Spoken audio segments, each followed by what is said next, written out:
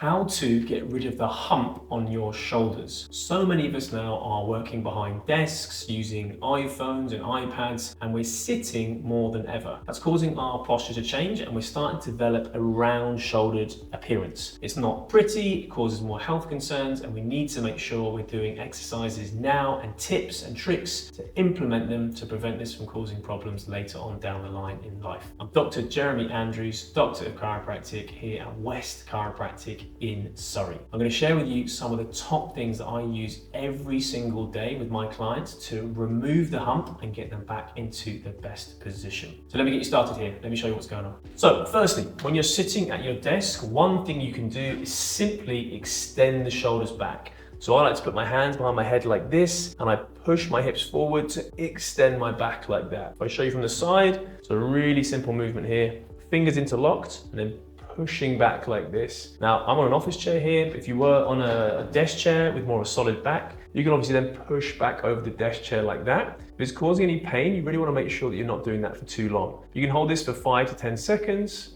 and then relax, just shake it out, pull the shoulder blades back, roll the shoulders like this, interlock the fingers again, and then push back like this. That nice stretch, it's going to reset the spine, get that rib cage into a good position. You really want to open that up, take as much pressure off your spine as you can.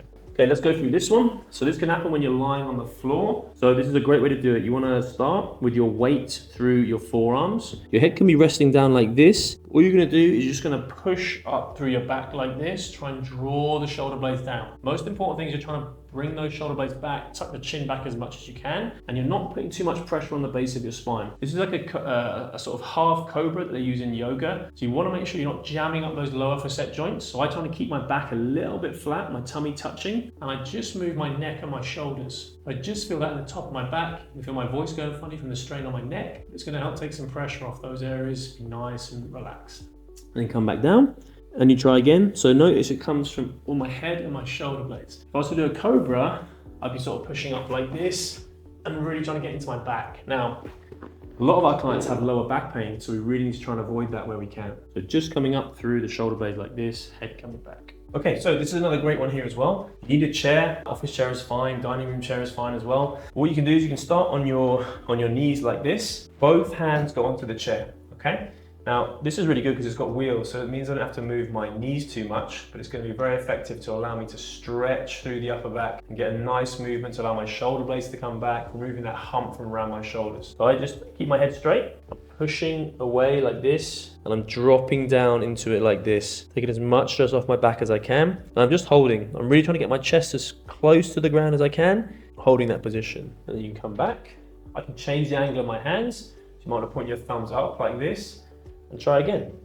It's going to really get different fibers on the shoulder. You have the deltoid that's around the shoulder. It has its front part, middle part, and back part. So changing the angle of your hand is going to activate different parts of the shoulder to stretch out and get it back into a good position. It's also stretching the lat muscles.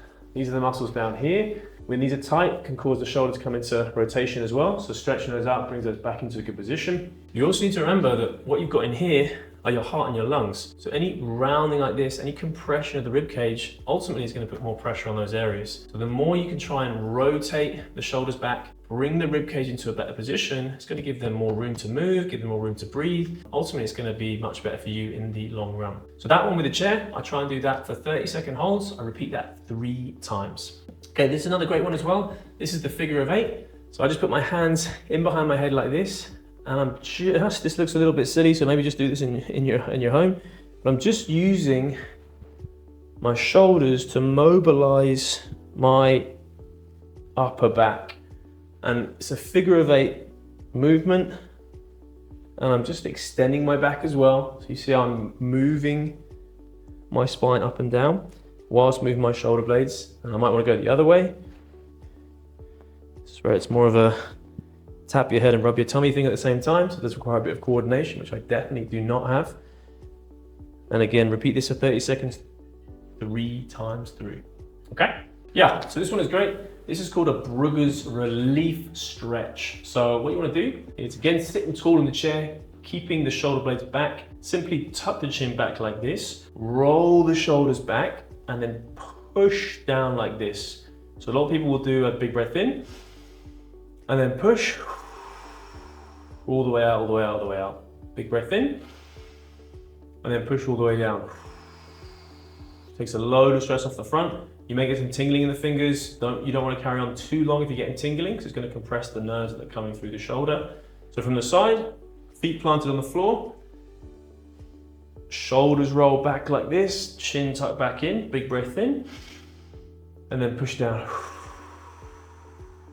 Pull, pull, pull, pull, pull, pull, pull. One more.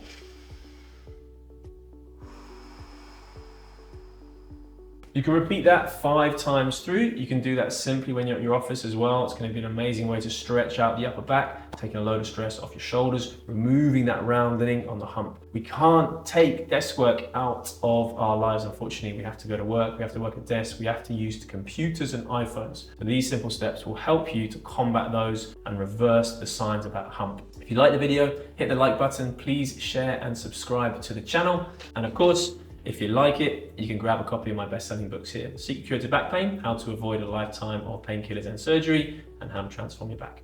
Thanks so much.